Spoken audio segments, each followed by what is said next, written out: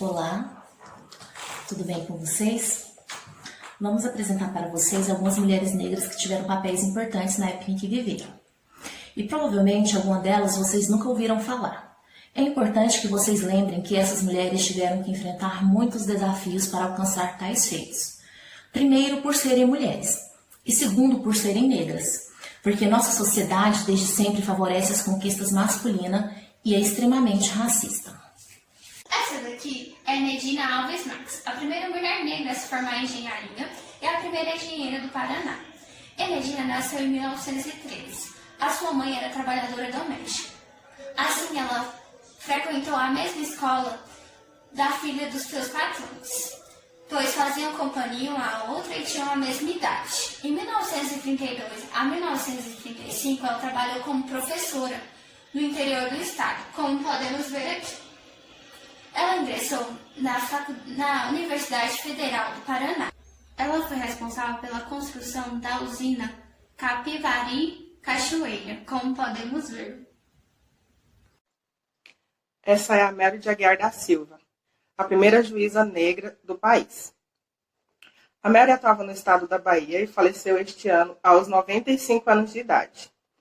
A Mary começou a carreira de juíza em 1962, em um espaço de poder masculino e no período histórico em que o estado da Bahia passava pelo domínio de coronéis.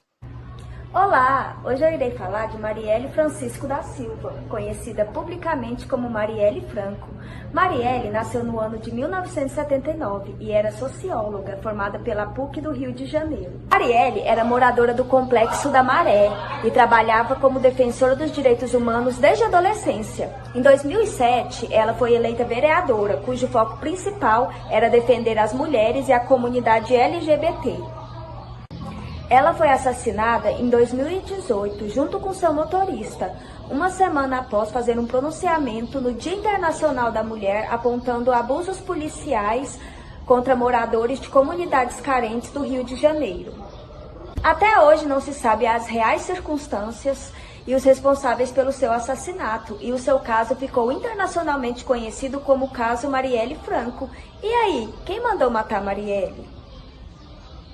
Aqui temos uma ilustração de Dandara dos Palmares, porque não se tem registro oficial de como era sua imagem.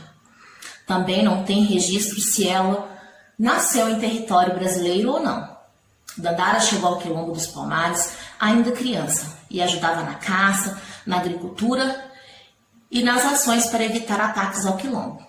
Dandara é um símbolo de luta contra o regime escravocrata do país na época em que viveu.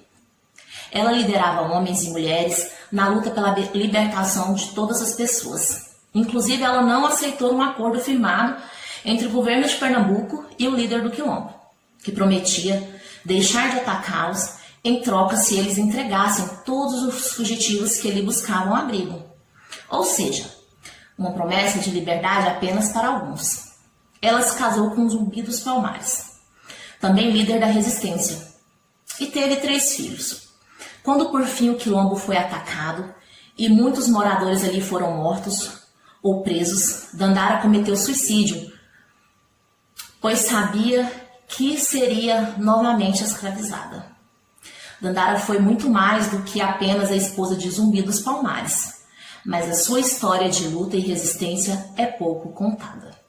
Em 1953, Katharine Johnson começou a trabalhar na NASA como computadora, que é o nome dado à mulher que faz cálculos matemáticos à mão. Ela foi a primeira mulher negra a receber créditos por relatório de pesquisa da NASA, na década de 60. Ela foi responsável por dar os dados finais para que o astronauta John Glenn pudesse orbitar a Terra pela primeira vez. Essa é ela aos 98 anos, na premiação do Oscar de 2017. Entre os indicados, teve o filme As Estrelas Além do Tempo, onde relata a sua história e a história de outras cientistas negras. Katharine morreu em fevereiro de 2020. Agora eu irei falar de Carolina Maria de Jesus. Ela nasceu no interior de Minas no ano de 1914 e se mudou para São Paulo após a morte da sua mãe em 1937. Aos 33 anos, ela foi morar na favela do Canindé, após ficar grávida e ser abandonada pelo pai da criança. Ela se tornou catadora de papel para sustentar a si e os seus 3 filhos. Ela foi uma das primeiras escritoras negras a ser publicada no Brasil, e a sua obra mais conhecida é o livro Quarto de Despejo, Diário de uma Favelada, onde ela relata o seu cotidiano imerso à fome, violência e descaso do poder público com os mais pobres. Suas obras foram traduzidas para 14 línguas e já foi publicada em mais de 40 países. Carolina morreu aos 63 anos de idade. A segunda mulher aqui dessa foto é a Melânia Luz. Ela nasceu no ano de 1928 e foi a primeira mulher negra a participar da seleção brasileira para os Jogos Olímpicos. Ela participou dos Jogos Olímpicos de Londres no ano de 1948. Ela foi pioneira na luta do combate ao racismo e ao machismo dentro do esporte, apenas 50 anos após a abolição da escravatura no país. A Melânia faleceu aos 88 anos. Agora você deve estar pensando, o que essas mulheres têm em comum?